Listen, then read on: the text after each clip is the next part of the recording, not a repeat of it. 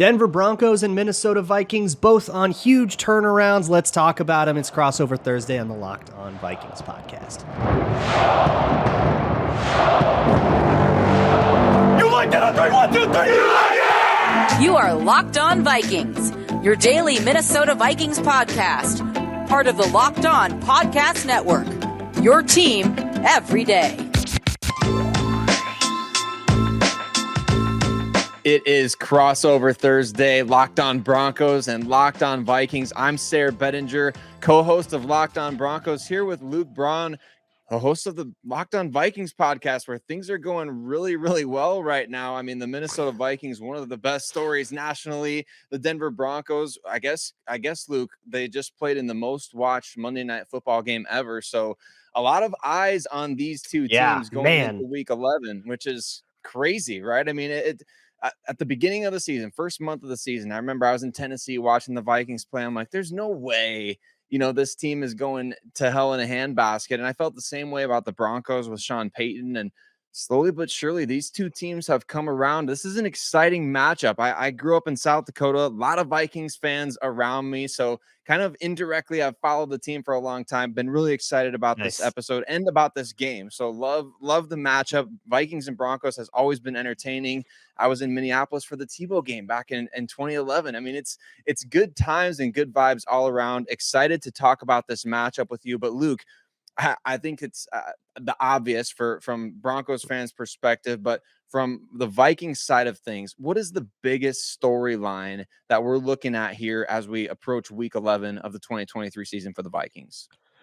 Yeah, so not unlike what's going on with the Broncos, it's a turnaround, right? 1-4 on this 5-game winning streak, and now it's this Dobbs mania. Joshua Dobbs coming in, not knowing the names, not knowing the playbook. That story, I'm sure everybody's heard about it. This matchup is always kind of fun, though, to what you were saying, because there is not a football team between Denver and Minnesota. Our like areas of the map border each other. So this is a shout out to like Nebraska fans, people in the Great Plains, kind of between teams. Some people just choose to be Broncos fans. Some people choose to be Vikings fans. The battle for the Midwest, but yeah, it's going weird. I'll say that much. We're all just sort of like, we're scarred, traumatized Vikings fans that have been through everything, that are just waiting for the other shoe to drop with this Joshua Dobbs thing. It's all reminding us of a few years ago with Case Keenum in 2017, before he ended up in Denver. But that 2017 Case Keenum insanity run that made it all the way to the NFC Championship, where we were all that year too kind of going, okay, but when does this, like, when do we find out this is Case Keenum? And then they get blown out in the playoffs. It's feeling the same. It's like, what? Okay, surely he's not just a good quarterback with no caveats, right? Like there's no way. So we're just waiting for that. But it has been just a gutty month of Vikings football with depth players stepping up, with guys playing through injuries. They're getting some reinforcements back, hopefully this week. KJ Osborn is a full participant coming out of concussion protocol. I would expect him to play. Justin Jefferson, we're kind of on Justin Jefferson watch. That's the other big thing. He's in his 21-day come off IR practice window, so he could be activated on Saturday to play. He was limited in practice. It sounds to me like they've been insistent that they'll err on the side of caution. They said it would be kind of aggressive to play him last week. So it sounds to me like it would still be a little aggressive, but maybe not as extreme. So I still am kind of on this, I don't really know, 50-50, 60-40 kind of place with Justin Jefferson. Yeah. Big story there for, obviously, Joshua Dobbs taking a lot of the attention, but Justin Jefferson's return to the field is going to be big for not just Viking fans, but I'm sure a lot of people who took him high in their fantasy football draft, things like that. But I want to throw a hot take at you, Luke. I think I watch a lot of Vikings football, to be honest with you, because, like I said, I grew up around it. So they're good TV. I think they are. They're good TV. They're always entertaining. I think this year's Vikings team is better than last year's when they're healthy. Of course, we know Kirk Cousins out for the year, and I know they only lost 4 games last year. I want you to tell me if I'm onto something or if I'm dead wrong about that. But from what I'm watching, what I've seen, I feel like this year's team is better than last year's. I felt like they got really lucky a lot of times last year. I hope that doesn't hurt anybody's heart. I want you to tell me Well, if I'm that dead there was wrong, you know?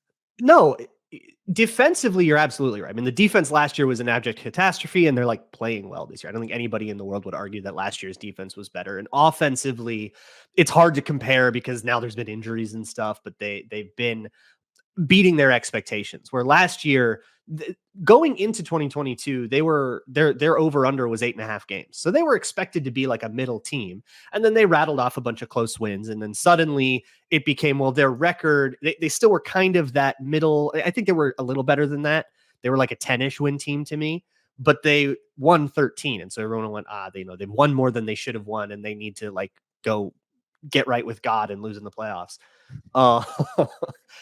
Which got pretty overblown for me, but they have definitely made marked strides. I think they've gotten worse in some areas too. I don't think they're as good situationally as they were last year, which is why they won all those close games, because they were really sound about managing the clock, getting out of bounds when they were supposed to, not committing stupid penalties, on the edge of field goal range, that kind of stuff. They have not been better about that. So, hey, new year, new team. Last year we're halfway through 2023. It's time to leave 2022 in the past. But perhaps no defense has improved more than the Broncos. I wanted to ask you about this. So that's the big deal. I mean, they talked about it a ton on the Monday Night Football broadcast, right?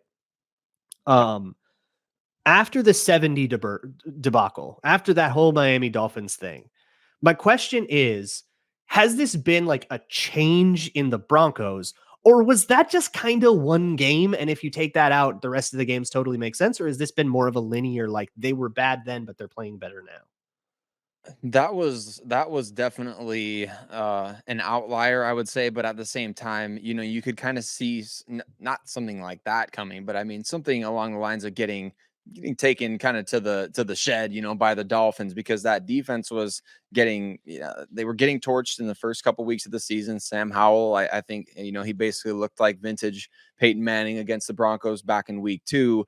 And then, you get that Dolphins game where Justin Simmons is hurt. So you're playing Delarian Turner-Yell on the back end because also your backup safety is hurt, PJ Locke, and just Damari Mathis at the other side of the field from Pat Surtain was playing horribly. The nickel is Isang Bassi, who was cut from the team shortly after that game. He was playing poorly. And so just a lot of a combination of things there that led to that whole debacle. But these last 3-4 weeks for the Denver Broncos have been really impressive. The pass rush has picked things up. The secondary, with a healthy secondary, has played really well. But I've talked about this with a lot of the other hosts. It's personnel changes on that side of the ball. You replace Damari Mathis at one cornerback position with the veteran Fabian Moreau, who's been playing really well. And then in the nickel, you insert Jaquan McMillan, who was getting called Jaquan McMillian. And I think he's going to ride that to some sort of publicity deal. But Jaquan McMillan in the slot, hey, you got to, maybe he'll have to give some kind of royalties to Joe Buck and Troy Aikman for that. But I mean, Jaquan McMillan playing fabulous in the slot. He forced that fumble on the first play from scrimmage in Monday Night Football, but he's playing so well beyond that in coverage. He had picked off Patrick Mahomes against the Chiefs. So a lot of really good things for this defense for Denver. And that really has been the biggest story for this team, is the resurgence of the defense. And it's been exciting to watch. Those guys have played really well. They're playing fast. They're playing aggressive. And I can't wait to see how they're going to respond to playing a quarterback who, can run again. Like they faced off against Josh Allen last week, a really great test in that regard. Mahomes, he can obviously, we know, get out of the pocket and make plays. So how do they respond now with Josh Dobbs, who's been a really good running quarterback this season when the play breaks down, not just, on designed running plays, but especially when the play breaks down. And we are going to break all of this down. Biggest matchups in this game. We're going to look at all these different things. What can we expect if Justin Jefferson does play? Pat Surtain versus Justin Jefferson, is that going to be something to watch for? What other matchups we're looking forward to? We're going to talk all about it on this special crossover Thursday episode. Locked On Broncos, Locked On Vikings.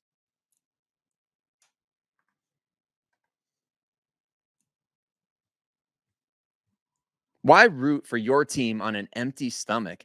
Whenever the game clock stops, you already know what time it is.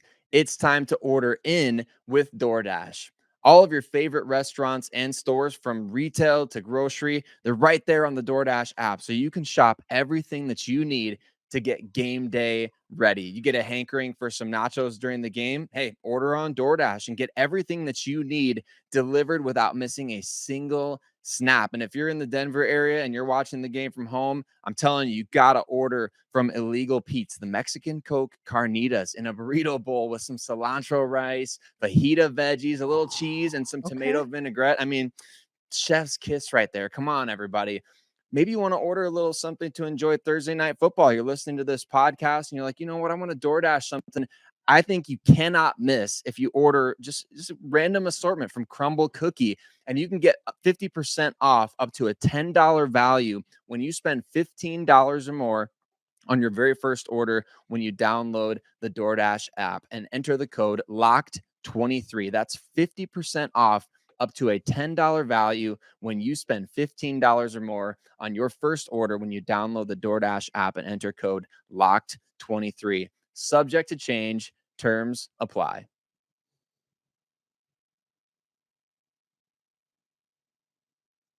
As we jump into talking about some of the biggest matchups here, Locked On Broncos, Locked On Vikings, just want to say thank you and give a huge shout out to everybody that makes Locked On Broncos or Locked On Vikings your first listen of the day every single day right here on the Locked On Podcast Network, where you can find your podcast free and available anywhere, as well as you can watch, Luke, watching you on YouTube. I mean, that's a great place to be. I'm sure the comment section of YouTube. I know that's a place where we love to just dwell at times. So, hey, but we appreciate all of you. They're sending their best. Great. That's for sure. Sending their best. Exactly.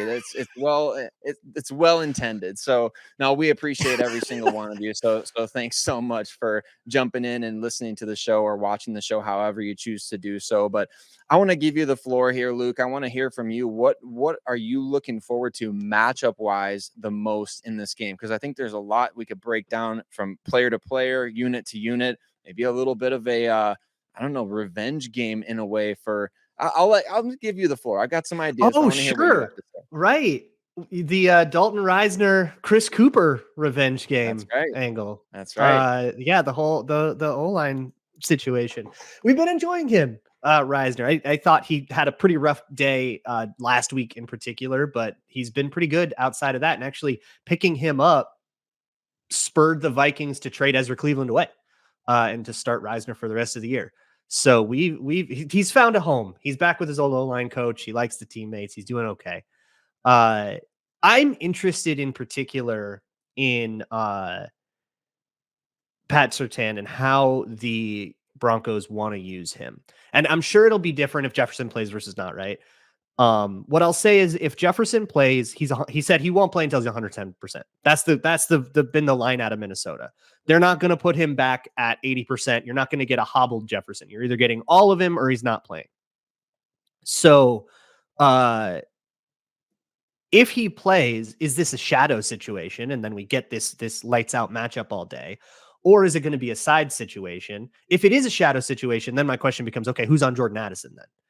And if Jefferson doesn't play, is it a shadow thing with Surtain on Jordan Addison? And how does that go? There's a lot of different permutations that we would have to parse out. But that's my biggest question is, what do the Broncos like to do with Pat Surtain against superstar receivers? Is he just always on the wide receiver one? Do they like to play sides? What's the story with the other corners? I'm curious about that secondary. Yes, that's a great point.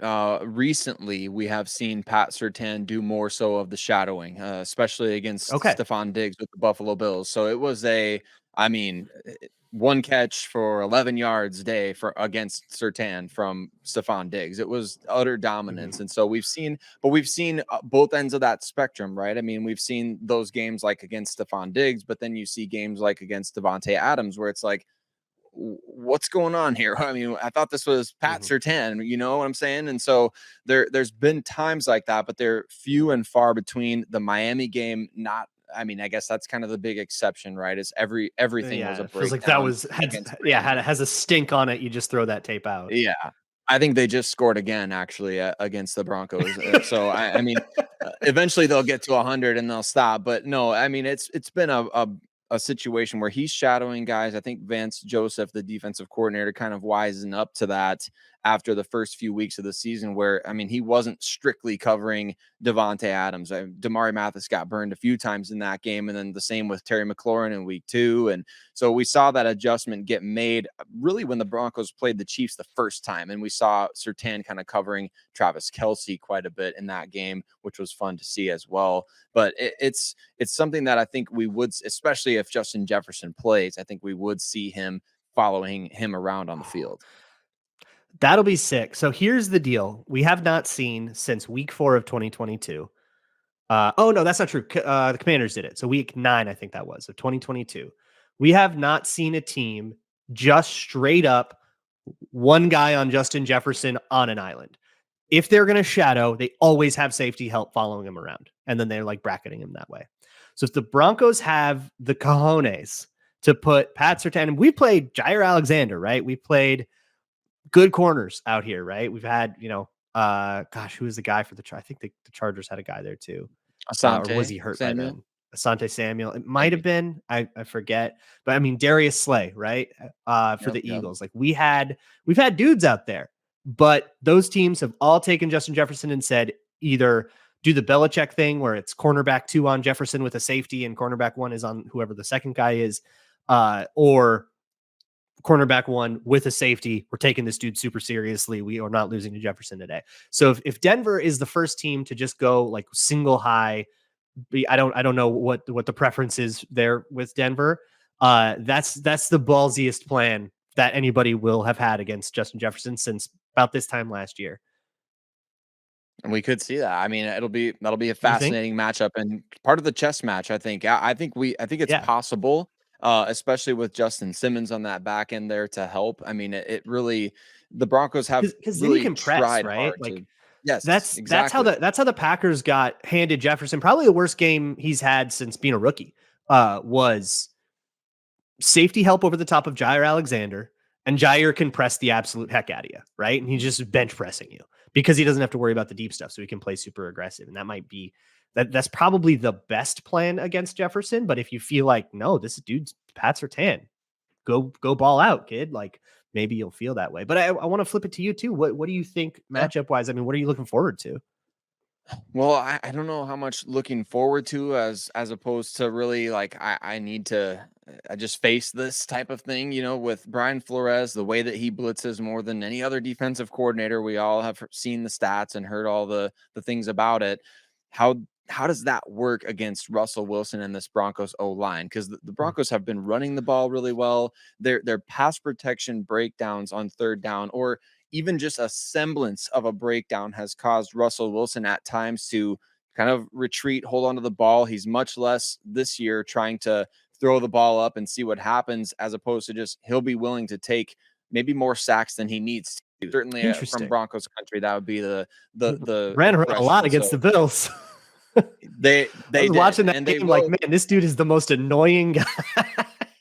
Yes, and they which is a compliment. Do that. I mean, yeah, exactly. And you never go broke taking the profit, as they say, right? And although a sack is not necessarily a profit, it's kind of a live to play another down type of mentality, as opposed to last year where, I mean, Russell was throwing quite a few interceptions. This year, not happening. He's gone 3 games without one. He hasn't thrown one since Kansas City in week 6. So they'll be interesting to see how the blitz heavy approach from the Vikings, especially with Danielle Hunter being able to win his matchups pretty consistently. How do the Broncos compensate for that? How often do we see the 6th O lineman on the field, which has been frequent for them this year? How often is Chris Manhertz out there?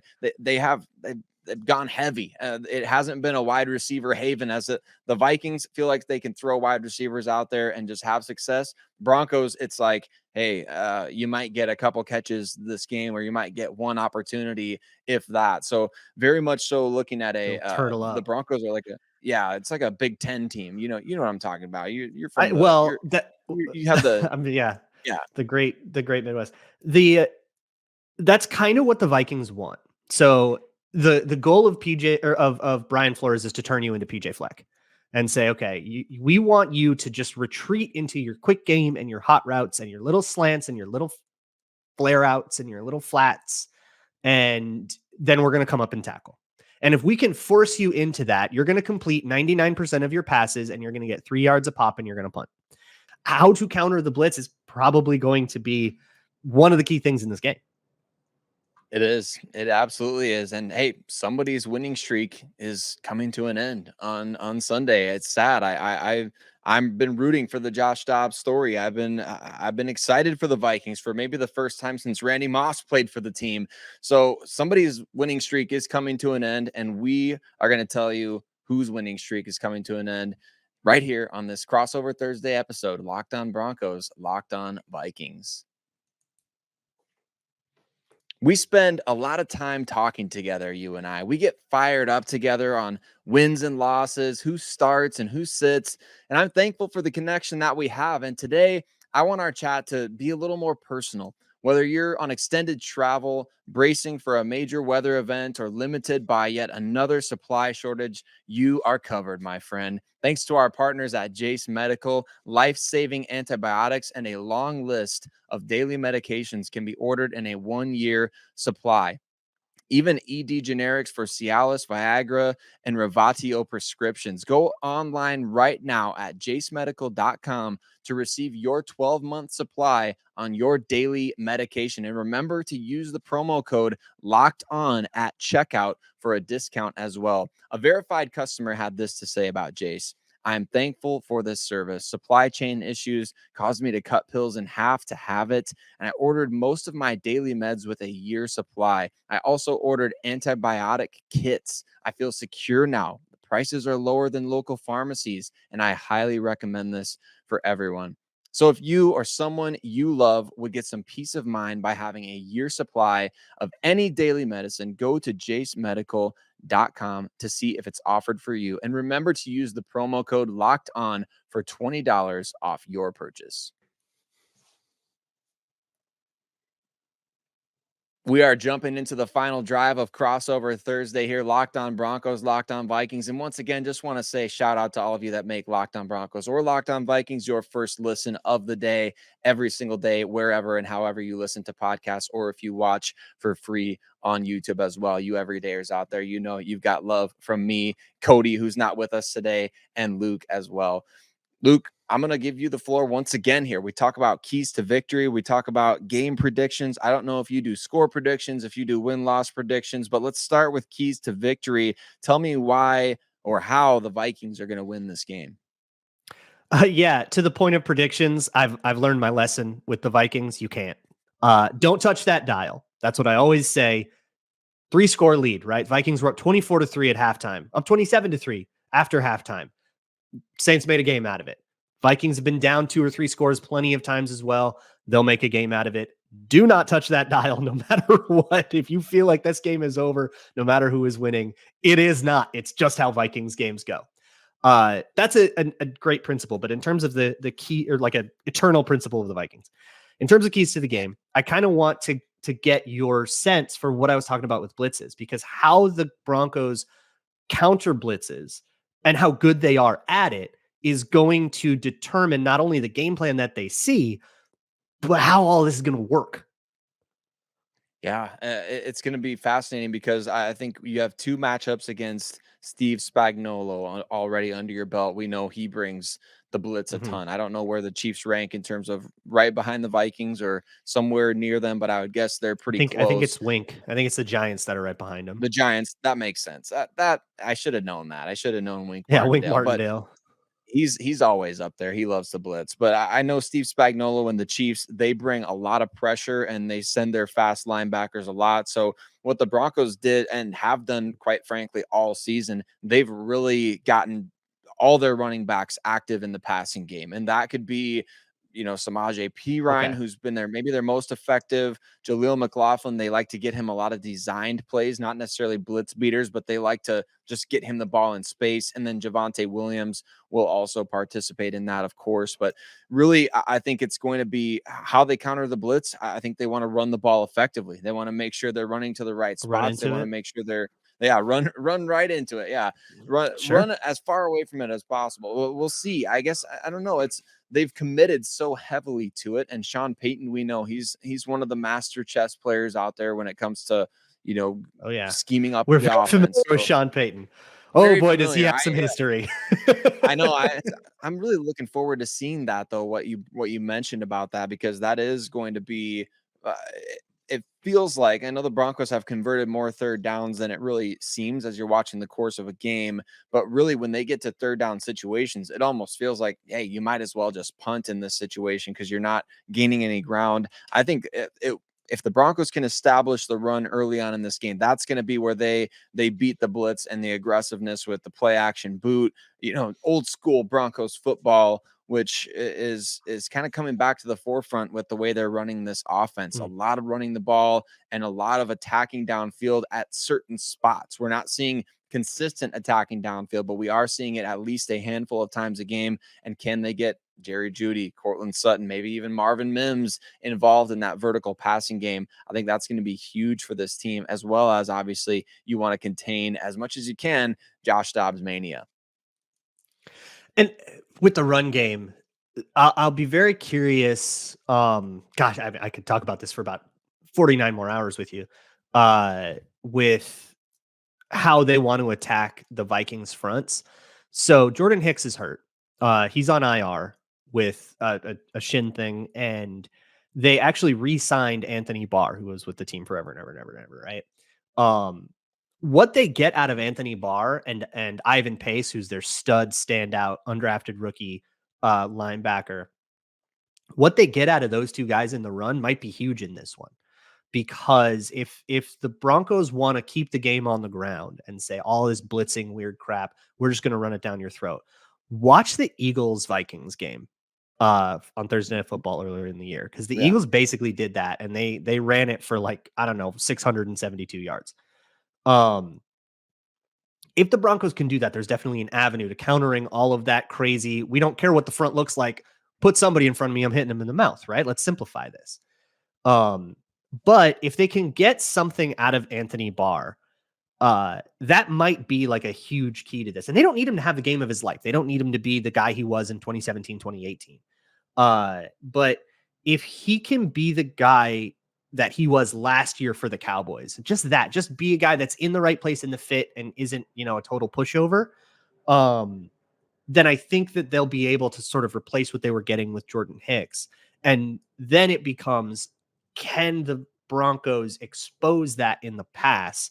Because they've got like an old Sam linebacker, like an old school Sam linebacker that half the world thinks should be a defensive end, including the Jets themselves. So who signed him for a hot second a few years ago. Yep. I remember that. Yeah.